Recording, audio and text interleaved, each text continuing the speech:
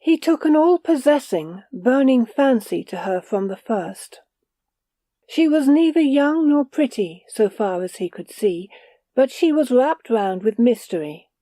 That was the key of it all. She was noticeable in spite of herself. Her face at the window, sunset after sunset, her eyes gazing out mournfully through the dusty panes, hypnotized the lawyer. He saw her through the twilight night after night, and he grew at length to wait through the days in a feverish waiting for dusk, and that one look at an unknown woman. She was always at the same window on the ground floor, sitting doing nothing. She looked beyond, so the infatuated solicitor fancied, at him. Once he even thought that he detected the ghost of a friendly smile on her lips. Their eyes always met with a mute desire to make acquaintance. This romance went on for a couple of months. Gilbert Dent assured himself that nothing in this life can possibly remain stationary, and he cudgelled his brain for a respectable manner of introducing himself to his idol. He had hardly arrived at this point when he received a shock. There came an evening when she was not at the window. Next morning he walked down Wood Lane on his way to the office. He always went by train, but he felt a strong disinclination to go through another day without a sight of her. His heart began to beat like a schoolgirl's as he drew near the house. If she should be at the window! He was almost disposed to take his courage in his hand and call on her, and, yes, even tell her in a quick burst that she had mysteriously become all the world to him. He could see nothing ridiculous in this course. The possibility of her being married, or having family ties of any sort, had simply never occurred to him. However, she was not at the window.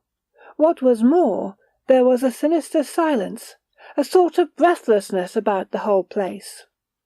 It was a very hot morning in late August. He looked a long time, but no face came, and no movement stirred the house. He went his way, walking like a man who had been heavily knocked on the brow, and sees stars still. That afternoon he left the office early, and in less than an hour stood at the gate again. The window was blank. He pushed the gate back. It hung on one hinge, and walked up the drive to the door. There were 5 steps leading up to it. At the foot he wheeled aside sharply to the window. He had a sick dread of looking through the small panes. Why, he could not have told. When at last he found courage to look, he saw that there was a small round table set just under the window, a work table to all appearance, one of those things with lots of little compartments all round, and a lid in the middle which shut over a well-like cavity for holding pieces of needlework. He remembered that his mother had one, 30 years before. Round the edge of the table was gripped a small, delicate hand. Gilbert Dent's eyes ran from this bloodless hand and slim wrist to a shoulder under a coarse stuff bodice, to a rather wasted throat, which was bare and flung back. So this was the end, before the beginning. He saw her. She was dead, twisted on the floor with a ghastly face turned up toward the ceiling, and stiff fingers caught in desperation round the work-table. He stumbled away along the path and into the lane. For a long time he could not realize the horror of this thing. The influence of the decayed house hung over him. Nothing seemed real. It was quite dark when he moved away from the gate, and went in the direction of the nearest police station. That she was dead, this woman whose very name he did not know, although she influenced him so powerfully, he was certain. One look at the face would have told anyone that. That she was murdered he more than suspected. He had seen no blood about. There had been no mark on the long, bare throat, and yet the word rushed in his ears. Murder. Later on he went back with a police officer. They broke into the house and entered the room. It was in utter darkness, of course, by now. Dent, his fingers trembling, struck a match. It flared round the walls and lighted them for a moment before he let it fall on the dusty floor. The policeman began to light his lantern and turned it stolidly on the window. He had no reason for delay. He was eager to get to the bottom of the business. His professional zeal was whetted. This promised to be a mystery with spice in it. He turned the light full on the window. He gave a strange, choked cry, half of rage, half of apprehension. Then he went up to Gilbert Dent, who stood in the middle of the room with his hands before his eyes, and took his shoulder and shook it none too gently. "There ain't nobody," he said. Dent looked wildly at the window. The recess was empty except for the work-table. The woman was gone. They searched the house. They minutely inspected the garden. Everything was normal. Everything told the same mournful tale, of desertion, of death, of long, empty years. But they found no woman, nor trace of one. "This house," said the policeman, looking suspiciously into the lawyer's face, "has been empty for longer than I can remember. Nobody'll live in it. They do say something about foul play a good many years ago. I don't know about that. All I do know is that the landlord can't get it off his hands." It was doubtful if Gilbert Dent heard one word of what the man was saying. He was too stunned to do anything but creep home, when he was allowed to go, and let himself stealthily into his own house with a latch-key. He was even afraid of himself. He did not go to bed that night.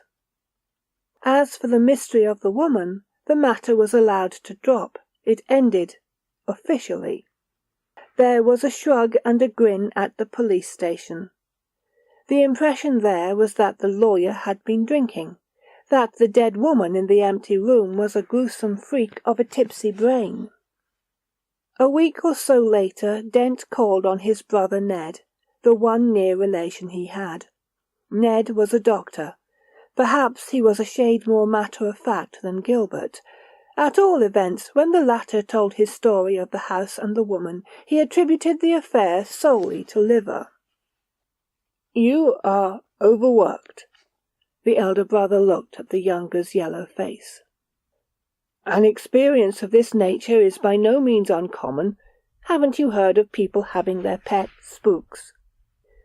"But this was a real woman," he declared. I was in love with her.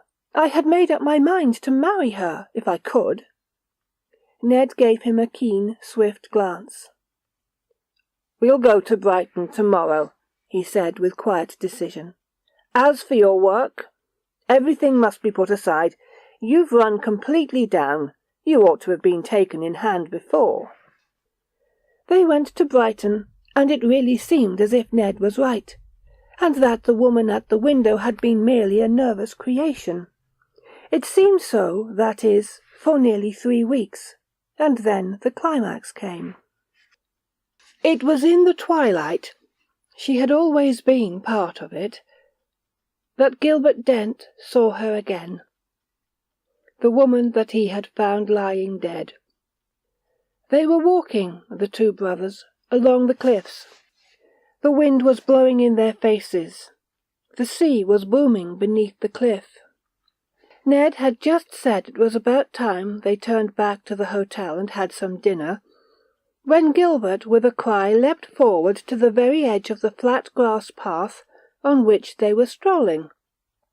The movement was so sudden that his brother barely caught him in time. They struggled and swayed on the very edge of the cliff for a second. Gilbert, possessed by some sudden frenzy, seemed resolved to go over, but the other at last dragged him backward, and they rolled together on the close, thick turf. At this point Gilbert opened his eyes and tried to get on his feet. "Better?" asked his brother, cheerfully holding out a helping hand. "Strange. The sea has that effect on some people. Didn't think that you were one of them." "What effect?" "Vertigo, my dear fellow." "Ned," said the other solemnly, "I saw her. It is not worth your while to try to account for anything.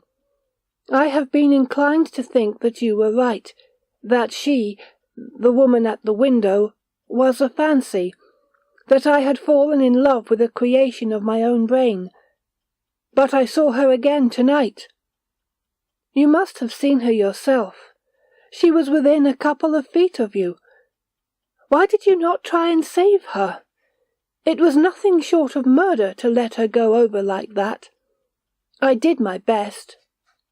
"You certainly did, to kill us both," said Ned grimly. Gilbert gave him a wild look. After luncheon Ned persuaded him to rest, watched him fall asleep, and then went out. In the porch of the hotel he was met by a waiter on his return, who told him that Gilbert had left about a quarter of an hour after he had himself gone out. Directly he heard this he feared the worse, having, as is usual in such cases, a very hazy idea of what the worst might be. Of course he must follow without a moment's delay, but a reference to the timetable told him that there was not another train for an hour, and that was slow. It was already getting dusk when he arrived there. He felt certain that Gilbert would go there. He got to the end of the lane and walked up it slowly, examining every house. There would be no difficulty in recognizing the one he wanted. Gilbert had described it in detail more than once. He stood outside the loosely hanging gate at last, and stared through the darkness at the shabby stucco front and rank garden. He went down a flight of steps to the back door, and finding it unfastened, stepped into a stone passage. It was one of the problems of the place that he should have avoided the main entrance door with a half-admitted dread, and that, only half admitting still, he was afraid to mount the long flight of stone stairs leading from the servants' quarters. However, he pulled himself together and went up to the room. It was quite dark inside. He heard something scuttle across the floor. He felt the grit and dust of years under his feet. He struck a match, just as Gilbert had done, and looked first at the recess in which the window was built. The match flared round the room for a moment and gave him a flash picture of his surroundings. He saw the stripes of gaudy paper moving almost imperceptibly, like the tentacles of some sea monster, from the wall. He saw a creature, it looked like a rat, scurry across the floor from the window to the great mantelpiece of hard white marble. If he had seen nothing more than this. He saw in detail all that the first match had flashed at him. He saw his brother lying on the floor, a ghastly coincidence. His hand was caught round the edge of the work-table as hers had been. The other hand was clenched across his breast. There was a look of great agony on his face. A dead face, of course. This was the end of the affair. He was lying dead by the window where the woman had sat every night at dusk and smiled at him. The second match went out. The brother of the dead man struck a third. He looked again and closely. Then he staggered to his feet and gave a cry. It rang through the empty rooms and echoed without wearying down the long stone passages in the basement. Gilbert's head was thrown back, his chin peaked to the ceiling. On his throat were livid marks. The doctor saw them distinctly. He saw the grip of small fingers, the distinct impression of a woman's little hand. The curious thing about the whole story, the most curious thing perhaps, is that no other eye ever saw those murderous marks. So there was no scandal, no chase after the murderer, no undiscovered crime. They faded. When the doctor saw his brother again in the full light and in the presence of others, his throat was clear, and the post-mortem proved that death was due to natural causes. So the matter stands, and will. But where the house and its overgrown garden stood runs a new road with neat red and white villas. Whatever secret it knew, if any, it kept discreetly. Ned Dent is morbid enough to go down the smart new road in the twilight sometimes, and wonder.